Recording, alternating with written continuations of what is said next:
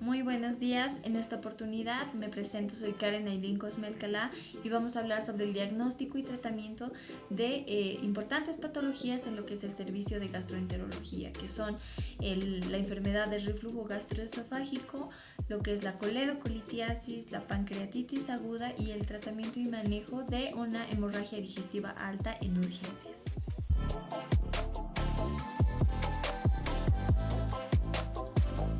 Vamos a iniciar con la primera patología que ha sido mencionada, que es la enfermedad del reflujo gastroesofágico, su diagnóstico.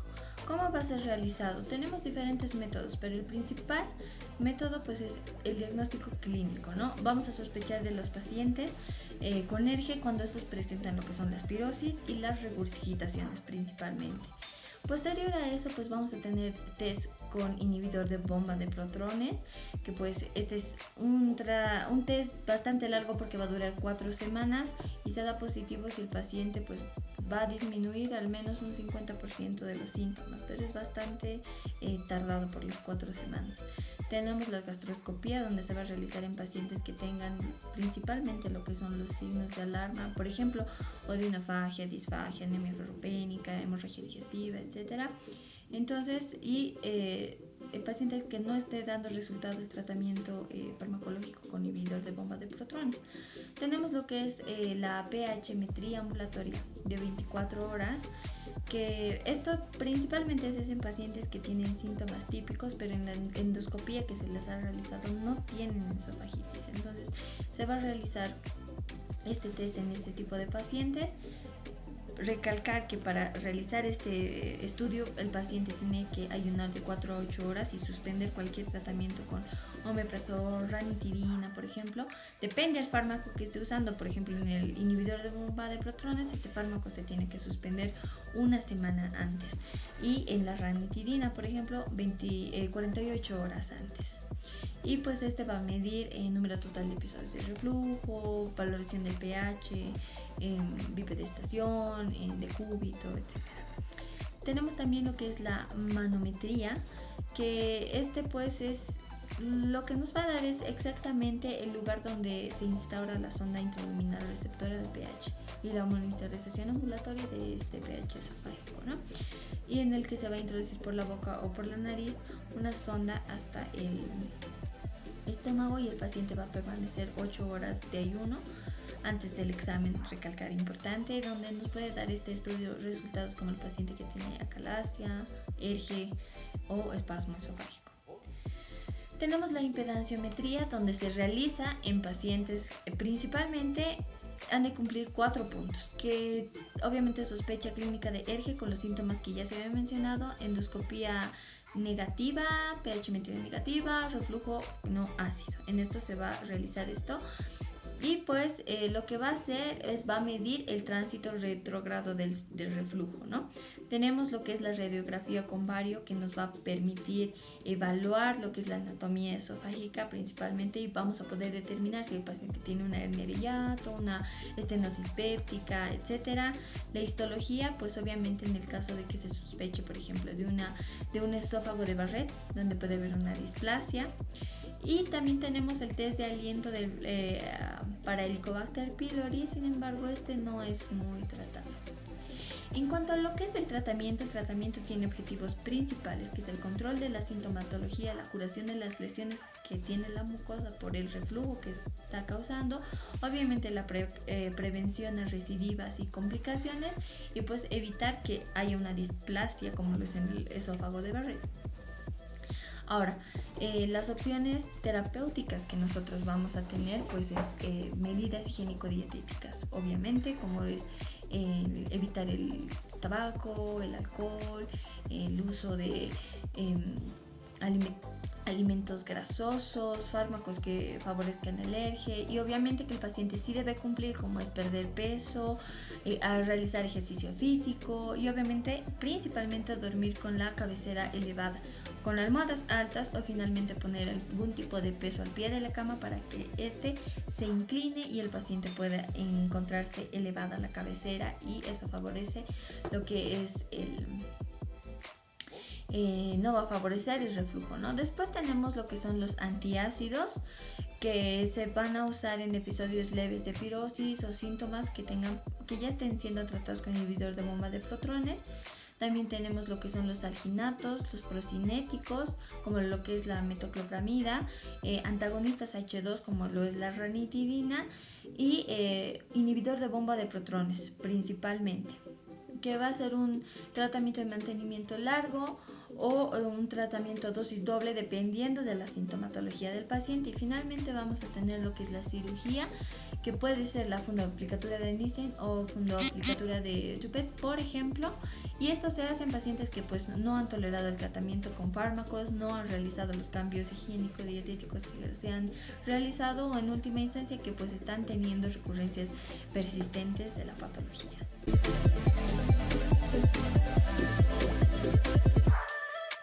Ahora vamos a continuar con lo que es la coledocolitiasis.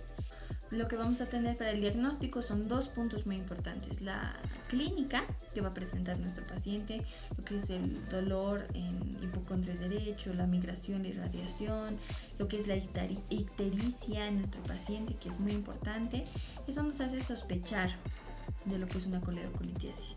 Y la analítica, por otra parte, pues que corrobora nuestra sospecha y ayuda, ¿no?, a confirmar nuestro diagnóstico presuntivo. En este caso, la analítica, pues vamos a tener que se va a reflejar por tres puntos muy importantes: la elevación de la fosfatasa alcalina y la elevación de la bilirrubina directa.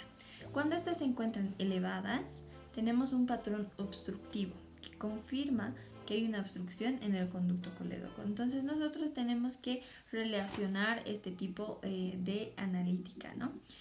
También vamos a tener lo que es la imagenología, principalmente lo que es la ecografía, pues esta nos va a permitir valorar lo que es la vesícula, la pared, su contenido, y presenciar si hay un lito obstruyendo lo que es el colédoco u otra causa no litiásica, y vamos a ver su dilatación, etcétera. También tenemos lo que es la tomografía de este conducto, pues es más sensible que la ecografía en sí, y va a permitir detectar hasta el 90% de las dilataciones de esta vía. También tenemos lo que es la colangioresonancia, y esta nos va a permitir estudiar órganos y sistemas y fluidos en movimiento principalmente, que es lo que queremos ver, si hay algún órgano o un elemento que esté en estasis. Y en este caso no se requiere aplicar ningún tipo de contraste oral o intravenosa ni nada. Continuando con el tratamiento de lo que es la coledocolitiasis, pues vamos a tener el tratamiento endoscópico, ¿no? En este caso el paciente tiene que tener indicaciones, principalmente que el paciente tenga una sospecha de una coledocolitiasis, y otras, por ejemplo, en pacientes que tengan cálculos retenidos en la vía tras haberse realizado una colecistectomía previa, ¿no? Esas serían las indicaciones de tratamiento endoscópico. También tenemos la CEPRE, que ya se había mencionado antes, que no solo es un método diagnóstico, sino también puede ser aplicada en lo que es el tratamiento de esta patología. También vamos a tener lo que es la coledocotomía por laparotomía, ¿ok? Entonces, para este caso tenemos también indicaciones que hay antecedentes de ictericia, cálculos pequeños en el conducto cístico dilatado, una vesícula que no tenga cálculos, pero sí haya cólico biliar, sintomatología cólico biliar, y exploración digital intraoperatoria, y hay presencia de cálculos en esta oportunidad. Ese sería el tratamiento. No olvidar que no hay tratamiento médico, simplemente se tiene que realizar un tratamiento más invasivo para esta patología. En este caso, para realizar su diagnóstico, pues tenemos que tener un cuadro clínico característico, análisis bioquímicos y de laboratorio, y finalmente pruebas de imagen que van a corroborar nuestra sospecha diagnóstica. Obviamente, en lo que es la clínica, pues nuestro paciente tiene que tener náuseas, vómitos, pero no tener fiebre. Y lo más característico es el dolor, que puede estar presente en epigastro principalmente, y puede haber una migración hacia la región de la espalda, hacia la región dorsal. Y se va a irradiar, puede ser en ambos hipocondrios y en hemicinturón. Principalmente esa es la clínica, se sospecha de una pancreatitis aguda. A esto, a nuestra sospecha, vamos a tener lo que es el diagnóstico laboratorial, análisis, donde es muy importante la elevación de la amilasa y de la lipasa, más de la lipasa principalmente. Y obviamente alteraciones del hemograma, por ejemplo, si hay alguna leucocitosis, es muy importante ese dato, alteraciones del hematocrito. En cuanto al ionograma, pues sí es muy importante la alteración del calcio, el equilibrio ácido-base se puede ver alterado, la glicemia, la albúmina, el colesterol, los triglicéridos y pues obviamente lo que es la bilirrubina, la fosfatasa alcalina, que también es importante en esta oportunidad porque puede deberse a una obstrucción del conducto pancreático. Entonces no olvidemos lo que es el patrón obstructivo, la elevación de la bilirrubina directa y de la fosfatasa alcalina. A esto pues vamos a tener diagnósticos de imagen que corresponde a lo que son radiografía de tórax y abdomen, ecografía abdominal, tomografía y resonancia magnética, ¿no? Y puede ser un diagnóstico etiológico, lo que es la CPR. Lo que comprende el tratamiento de la patología, pues tenemos que suprimir la ingesta oral, ¿no? Porque el paciente tiene intolerancia a los alimentos, porque está con náuseas y con vómitos. Entonces se suspende. La fluidoterapia es muy importante, entonces se puede administrar soluciones intravenosas para mantener el volumen intravascular. ¿Por qué? Porque el paciente también se encuentra en pérdida porque se encuentra vomitando. También es muy importante lo que es la analgesia. Este es un dolor muy severo que sienten los pacientes y es un aspecto esencial en lo que es el tratamiento. El uso de opiáceos, no olvidar que hay que manejarlo con cuidado, pues puede causar espasmos en el esfínter de Oddi, que es lo que no se quiere porque puede obstruir más. Entonces se puede usar analgésicos en las primeras 48 horas con dosis de ataque para poder calmar al paciente. Ahora, también vamos a tener lo que es la sonda nasogástrica para indicada en la presencia de los vómitos y las náuseas que tiene nuestro paciente y pues para evitar el desarrollo de ilio paralítico completo. Ahora, en cuanto al control metabólico, pues hay que corregir la hipocalcemia que está causando el paciente con glutanato de calcio, que en dosis de una ampolla intravenosa, ¿no? Y pues obviamente en cuanto a su manejo, porque ese es el tratamiento, el paciente llega a urgencias, pues el manejo general, no control de signos vitales y obviamente el control de ingestas y de los egresos que está presentando el paciente. Para la pancreatitis aguda, pues hay que evaluar lo que es la profilaxis antibiótica, ¿no? En necrosis no está indicada hasta que haya evidencia de que haya una infección que requiere tratamiento antibiótico. No se puede dar antibióticos así por así en este caso. Entonces los síntomas clínicos son muy importantes para ver la infección, porque puede deberse a solo un síndrome de respuesta inflamatoria sistémica. Entonces hay que identificar muy bien la infección pancreática o si esta puede ser extrapancreática. Entonces es muy importante. Entonces, ¿qué vamos a hacer? Primeramente, pues tenemos que evaluar la estabilidad hemodinámica del paciente, porque de acuerdo a la volemia que esté perdiendo, pues va a presentar un estado de conciencia alterado, una presión arterial alterada, una frecuencia cardíaca alterada, frecuencia respiratoria, saturación de oxígeno, diuresis, etc. Entonces, en base a esto, pues el manejo que se va a realizar, administrarse lo que es oxígeno por cánula nasal. En el caso de que la saturación de oxígeno pues sí se vea alterada y obviamente no va a recibir nada por vía oral, pues puede estar presentando hematemesis. Entonces puede presentar una úlcera gástrica, eso se va a determinar posteriormente. Sin embargo, NPO, nada por vía oral. Los catéteres intravenosos pueden ser periféricos o catéter venoso central, de acuerdo al salvataje que vaya a realizar el médico con las soluciones intravenosas, ¿no? Para rescatar la volemia. A esto pues la resucitación con fluidos es muy importante, porque con se puede corregir la pérdida de volemia que está presentando el paciente, que puede ser con soluciones o transfusiones sanguíneas. Entonces, ¿qué vamos a ver? Se le realiza, es esencial, antes de que se realice la endoscopía para determinar dónde está ocurriendo la hemorragia, pues se va a rescatar con fluidos. En pacientes con un sangrado activo que puede estar 500 ml, se va a administrar solución Riger lactato por 30 minutos mientras se va a estudiar la transfusión, que esta depende de la alteración de la hemoglobina de nuestro paciente.